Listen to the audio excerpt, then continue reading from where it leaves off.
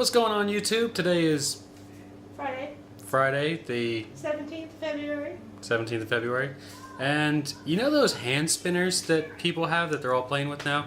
Well, my cousin requested me to make one. The same cousin that ended up buying me the little action camera that we made a couple episodes on.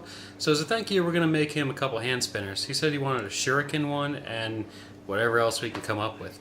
So about 3 weeks ago, I went on Amazon and found those little ball bearings and thought, hey, these are really cheap. They ended up being like $2.06 with free shipping, but they're coming from China. So, okay, well, we gotta wait. Well, they finally came in.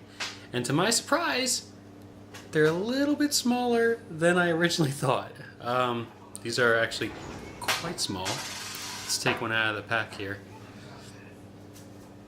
So, these are Chinese ball bearings. Again, I got 10 of them for just over $2 and free shipping from Amazon, so you really can't complain.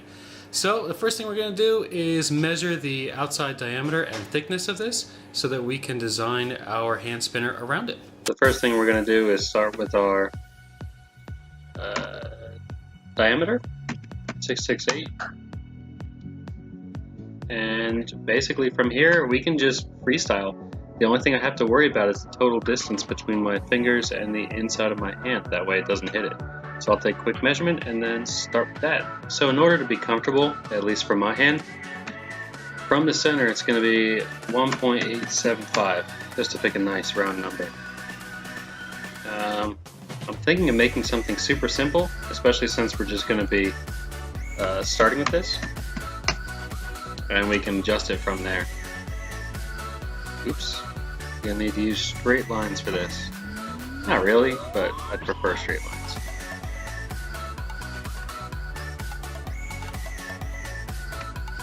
I like how SolidWorks will do this math for me. So if you watch 1.875 times 2, it'll just make it the actual distance. I don't need to do the math in my head. So do you see what we're going with here? The idea is that make some kind of triangular shape, and then we'll just really mirror that around. We'll do an array.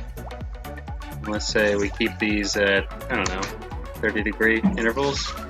This is all trial and error. If it doesn't look good, then just change it. So if we go up to the circular pattern, select the parameters that we want to spin around this, and then we select these 2 points, and we end up with that. How does that shape look overall? Let's try extruding it. Really should have hollowed this out first. And I can't remember what the can't remember what the thickness was already. 0.2350. Remember that, everybody at home. 0.235. So essentially it would look something like that, and I guess that looks fine. Nothing spectacular, right? So let's try to freshen it up a little bit. See what happens when we add a chamfer to it. Maybe a little bit less than that. Let's say 0.1. All the way around. And then on this side as well. What do we end up with? That looks kind of neat. So let's save this part, send it over to Cura, and then print it out and see how it fits. This will be our first test fit. Should be fun.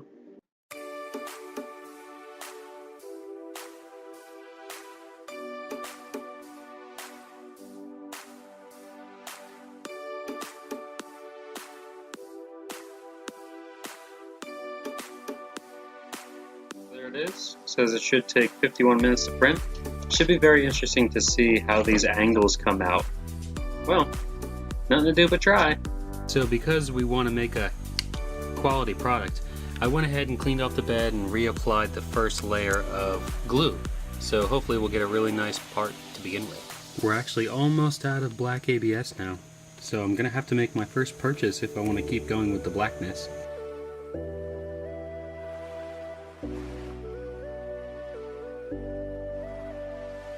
So obviously we can see that there's a little bit of peeling. It's not sticking to the bed on the right side, but we'll just chalk this whole test up to a test, essentially. I just need to see if that bearing will fit in the center. If we've got that size right, then we can reprint it. I'll work on the bed adhesion and then we'll get a real good part. So the part failed on the table, which is kind of a bummer, but it allowed me to see that the hole for the bearing was too small. So it shrank, and at least we didn't waste a whole ton of material. So now we gotta print it a little bit larger in the center. So apparently we're on the second day of this project now. This is what we ended up with late last night, and I don't know if I'm gonna be able to do this with one hand. Let me put the camera down. Yeah, sort of works, but there's no weight, and because it didn't adhere to the bed properly, it sort of peeled apart. So we were able to smash fit the bearing. I just took a hammer and a couple swings, so that's something. But otherwise, I have the next look of this project printing out right now. So once that's done, I'll show you what it looks like.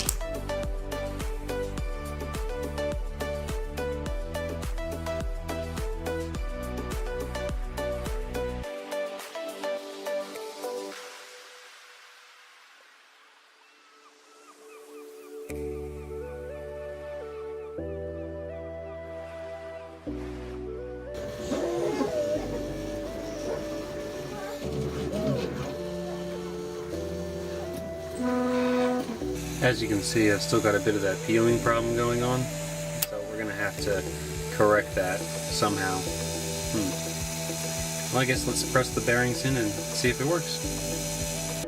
So I don't have these holes dialed in just right to where the bearings will press right into them. I mean, it's pretty close, but luckily I have a special technique. Yeah.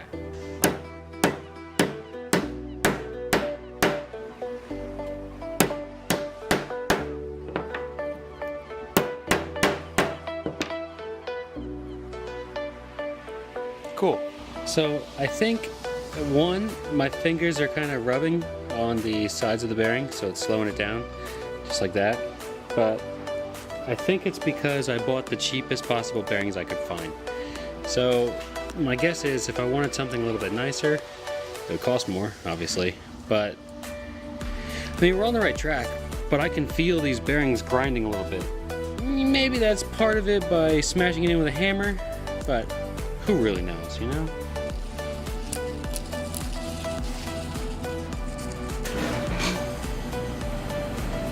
Alright everybody, I think we're gonna wrap up this episode. It doesn't really feel like a success with these things. I'm sure there's a lot more playing around to do, but I also have a lot more projects that I want to work on, so I'm not sure. We might be reimbursing my cousin for this because this project may be a little bit too difficult to finish. I don't know. Stay tuned, you'll find out. Thanks for watching this episode of Do Something Every Day 2. I hope to see you on the next episode, and remember, why don't you do something too? Thanks for watching.